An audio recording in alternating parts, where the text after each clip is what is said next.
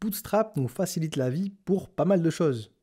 Comme on l'a vu, on peut définir des largeurs très facilement, gérer le layout très facilement, positionner, centrer et gérer l'espace entre nos éléments très facilement avec les flex qui sont dans le cœur de Bootstrap. Eh bien, c'est un petit peu la même chose avec le responsive. Vous allez voir qu'à l'aide de certaines classes, on peut gérer le responsive de tous les devices, du smartphone aux écrans très larges. Comment? Eh bien, on va aller voir un petit peu ce qui se passe dans la documentation, dans Layout. On va descendre un petit peu et ici, on a une section responsive. On va aller voir un petit peu et on retrouve les fameuses classes que je vous disais tout à l'heure avec SM, MD, LG, XL. On descend un petit peu et ici, il nous parle un petit peu des media queries qu'on peut retrouver en CSS et on voit bien que lui aussi, il gère différents formats. Les small devices, les medium devices, les large devices et les très large devices. Soit les smartphones, les écrans moyens comme les tablettes, les écrans larges et les écrans très larges. Alors comment est-ce qu'il fait? Eh bien, il a tout simplement mis en place un certain nombre de classes qu'on va retrouver dans le système de grid. Juste ici, on va redescendre un petit peu et elles sont juste ici. Je peux définir par exemple des colonnes pour les small devices, des colonnes pour les medium devices, pour les écrans larges et les écrans très larges. Comment? Eh bien, je vais repartir de la structure de la classe call, sauf que là, je vais rajouter un espèce de préfixe qui va désigner sur quel device je veux affecter ces colonnes. D'ailleurs, ici, il vous le dit, classe préfixe. Ça, c'est les différents formats de nos écrans. Et ici, on a le nombre de colonnes à désigner, à définir juste après call. Alors, vous avez vu ici, pour les écrans très petits, en dessous de 576 pixels, eh bien, on n'a pas de préfixe. Dans les versions précédentes, on avait XS. C'est plus d'actualité aujourd'hui. Donc, si vous précisez la classe call avec un nombre de colonnes après, eh bien, ça s'appliquera des tout petits écrans jusqu'aux écrans les plus larges, ce qu'on a fait depuis le début. Sauf que maintenant, on va définir différentes largeurs pour gérer les différents devices. On revient dans le code et on met ça en place tout de suite. Pour cela, on va d'abord utiliser l'incontournable classe container et on va se faire un petit contenu, un petit bloc avec des éléments alignés horizontalement grâce à la classe row, comme ceci. Et ce qu'on va faire, nous, on va juste mettre une div à l'intérieur. Et pour l'instant, on va mettre call 3, voilà, comme ceci. Et là, j'aurai my content. On va lui remettre la classe border qu'on utilise depuis le début. J'ai gardé le même style CSS qu'on avait depuis le début. Et c'est pareil, j'ai importé le style CSS du framework Bootstrap. Et évidemment, j'ai lié ma feuille de style à mon HTML. Donc là, si je vais voir un petit peu le rendu, je recharge. Rien de bien sorcier, on a une row qui contient un élément qui prend 3 colonnes. D'accord? Eh bien là, si vous regardez un petit peu, peu importe que je sois en écran large, très large, tablette ou small device, il va faire à chaque fois 3 colonnes. Vous avez vu, il s'adapte finalement à la largeur de mon écran. La seule différence, c'est quand vraiment mon écran va être trop petit. Il n'y a pour l'instant aucun changement, mais justement, moi ce que j'aimerais, c'est par exemple que quand j'arrive en dessous de 500, ici on peut regarder un petit peu pour ne pas se perdre, la documentation. Moi j'aimerais que quand j'arrive en dessous de 576 pixels, que ça prenne 100% du parent. Comme ça je vais gérer les tout petits écrans. Extra small device. Alors comment est-ce que je pourrais faire ça? Il suffirait ici de mettre call 12. Puisque là la classe call correspond, comme je vous l'ai montré un petit peu plus tôt, aux extra small devices. À partir du moment où je vais utiliser la classe call, eh bien, des tout petits écrans aux écrans les plus larges, le nombre de colonnes que j'ai appliqué ici va s'appliquer à tous les devices. Et ça, c'est problématique parce que ce n'est pas ce que j'ai envie de faire. Parce que là, si je regarde un petit peu, non seulement ça va fonctionner pour l'extra small device, mais ça va me suivre en fait jusqu'à mes écrans les plus larges. Et moi, j'aimerais marquer une différence. C'est pour ça qu'on fait du responsive web design. Alors, comment est-ce que je pourrais faire? Eh bien, moi, je pourrais dire par exemple qu'à partir des small devices, ceux qui feront au moins 576 pixels, eh bien moi, je veux qu'ils fassent par exemple 3 colonnes. Là, je vais utiliser quoi? Je vais utiliser la classe SM. Donc, je vais récupérer cette classe-là. Et là, je vais mettre, call SM3. Qu'est-ce qui va se passer si je fais ça? Eh bien, là, j'étais à 100%, 12 colonnes. Et dès que je vais arriver à 576 pixels, eh bien regardez, maintenant, il fait que 3 colonnes. Évidemment, si ici j'avais mis 6, eh bien à partir de 576 pixels, il fera la moitié de son parent. Le problème, c'est que ça va me suivre jusqu'aux écrans les plus larges.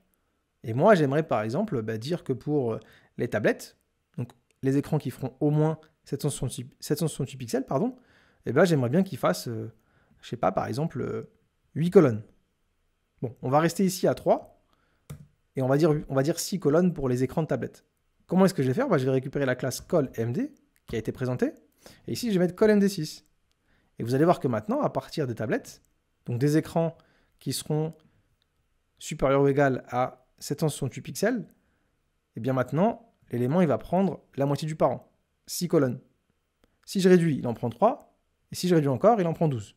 Donc 12, 3, et maintenant 6. Le problème, c'est que ça va me suivre jusqu'aux écrans les plus larges. Vous comprenez la chanson? Maintenant, ce que je pourrais faire, c'est définir une taille pour les écrans larges et très larges. Comment est-ce que je vais faire? Je vais aller dans le code, et je vais dire que par exemple, pour les écrans larges, donc call LG, moi je vais dire, je sais pas, je veux qu'il fasse 8 colonnes. Comme ceci. Et pour les écrans très larges, call XL, je veux qu'ils en fassent 10. 2 colonnes. Et là, vous allez voir que maintenant, c'est plus la même chose. Ici, je suis sur un écran large, enfin très large, il fait 10 colonnes. Je descends un petit peu, en dessous de 1200 pixels, j'arrive aux écrans larges, hop, ça se réduit encore un petit peu. Et dès que j'arrive à 768 pixels, enfin un peu moins, 992 plutôt, en dessous de 992, et regardez ce qui se passe. Maintenant, il fait bien la moitié du parent. Si je descends encore, il fera 3 colonnes, et si je descends encore, il fera 12. Donc j'ai bien géré le nombre de colonnes pour les écrans les plus petits, pour les smartphones, pour les tablettes, pour les écrans larges et pour les écrans très larges. Imaginez maintenant que j'aimerais afficher certains éléments sur les tout petits écrans, en cacher d'autres sur les grands écrans, etc., etc., etc. Comment est-ce que je pourrais faire? Eh bien, je vais créer une nouvelle classe parent, row, et regardez ce que je vais faire. Je vais créer à chaque fois une classe, une div, et je vais utiliser des classes prédéfinies en Bootstrap, qui sont le dBlock et le dNone. Alors, dBlock, qu'est-ce que ça fera? Ça fera un displayBlock. Et le dNone, ça fera un displayNone. Alors, on pourrait aller voir un petit peu à quoi correspondent ces classes. On va venir ici. Je vais taper dBlock. On va faire entrer. Et regardez un petit peu, on a des propriétés, des classes qui sont prédéfinies en Bootstrap et qui nous permettent de cacher certains éléments. Par exemple, moi, j'ai envie de les cacher que sur les écrans très petits, sur les écrans un peu plus grands, les écrans tablettes, les écrans larges et les écrans très larges. Et pour ça, on a des petites classes, dNone et dBlock. Alors, comment est-ce que je pourrais faire ça? Moi, j'aimerais par exemple que ce soit synchro par rapport aux tailles qu'on a mis ici. Je m'explique. Ici, je vais mettre extra small, hop, comme ceci. Et nous, on avait défini col 12. Donc, je vais mettre entre parenthèses, hop, col 12. Je vais copier ça. Là, c'était quoi? C'était les small. OK. Ensuite, on avait quoi? On avait medium, comme ceci. On avait large. Et on avait extra large. Voilà, comme ceci. Là, on avait dit 12. Ici, on avait dit 3. Ici, on avait dit 6. Ici, on avait dit 8. Et ici, on avait dit 10. OK. Bon, on aurait pu rajouter, c'est vrai, SM. Ici, MD. Ici, LG. Et ici, XL.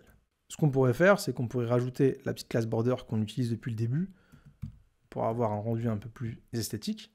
Alors, le problème, si je fais ça, c'est que là, j'ai utilisé la classe dBlock. Si je recharge, il m'a affiché forcément tous les éléments. Pourquoi? Parce que le dBlock, il fait un display block. Donc là, évidemment qu'il n'a rien caché. Moi, ce que j'aimerais, c'est qu'il m'affiche ce carré-là que quand je suis au format très petit, celui-là quand je suis au format smartphone, celui-là quand je suis au format medium, etc. Vous avez compris. Comment est-ce que je pourrais faire ça? C'est assez simple. Je vais dire que celui-là, il est en display block à partir des écrans très petits, extra small. Par contre, à partir des écrans de smartphone, SM, je vais le mettre en display none. Comment est-ce que je fais? D, mon préfixe, et none. Pour cet élément-là, je veux l'afficher que quand je suis en SM, Small Device. Donc je vais faire un dnone pour les éléments plus petits, extra small. Je vais faire un dsm block pour qu'il apparaisse quand j'ai, rappelez-vous, hop, layout, grid, on va le garder à portée de main, quand j'ai au moins 576 pixels. Donc j'ai fait dsm block, mais à partir des écrans moyens, et je vais le remettre en display none. Donc je vais faire dmd none.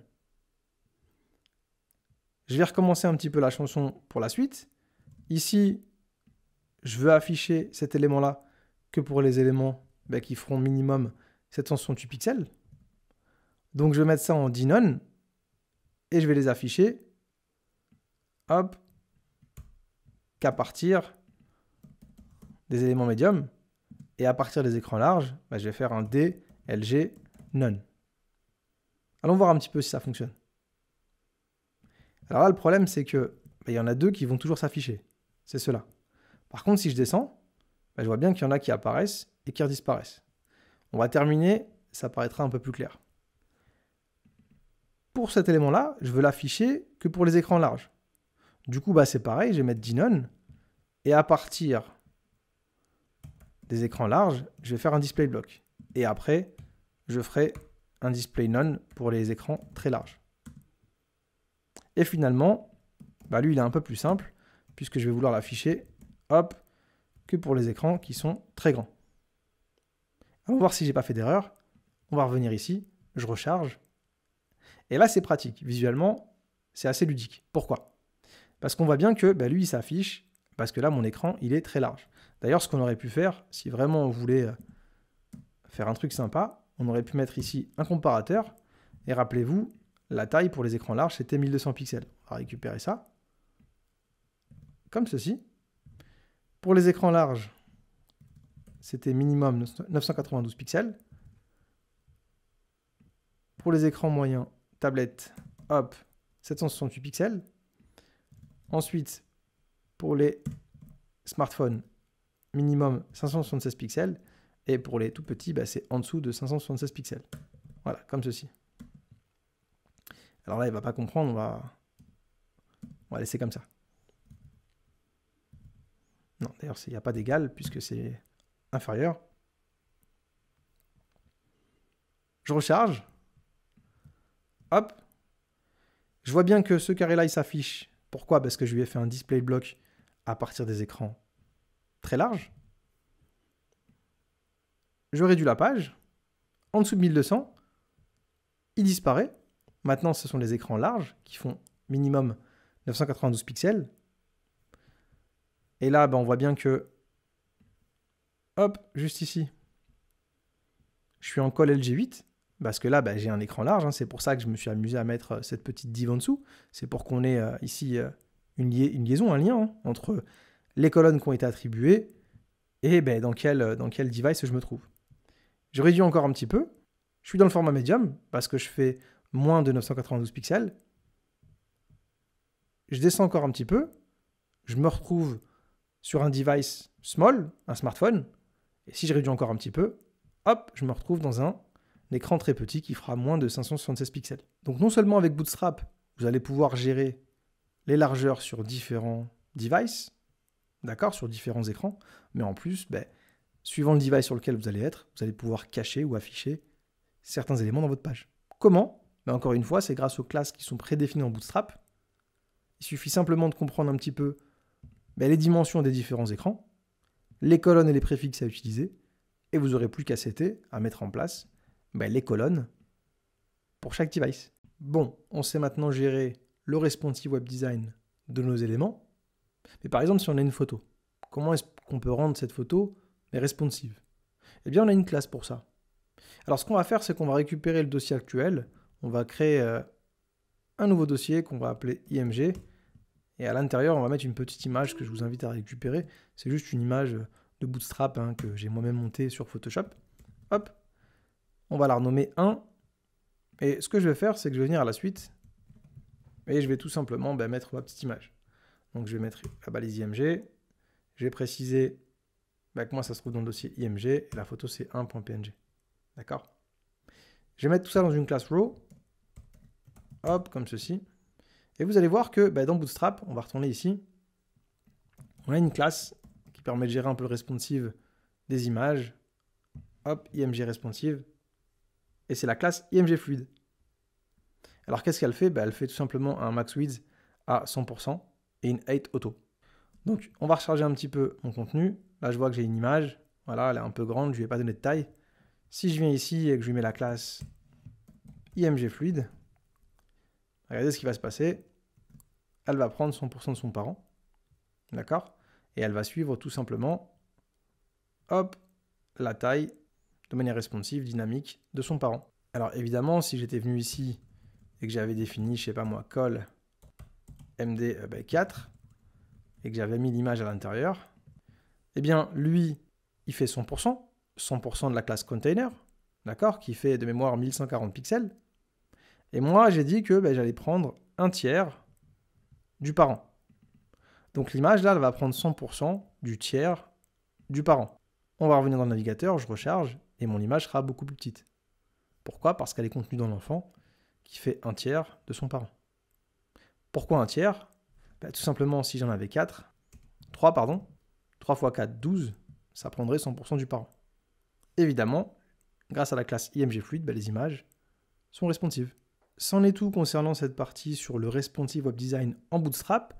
Maintenant, vous savez qu'il y a des classes prédéfinies en Bootstrap qui permettent de gérer tout simplement les largeurs en termes de colonnes sur l'ensemble des appareils que l'on peut utiliser, les tout petits écrans, les écrans petits tels smartphones, les écrans moyens comme les tablettes, les écrans larges d'ordinateurs de bureau classiques et les écrans très larges.